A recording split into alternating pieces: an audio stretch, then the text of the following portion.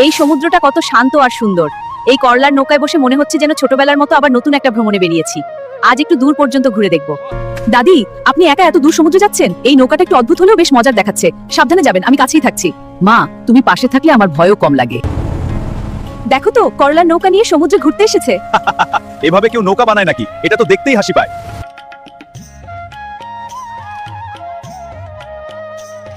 ও, এটা তো এমনিতেই ভেঙে যাওয়ার মতো নৌকা ছিল।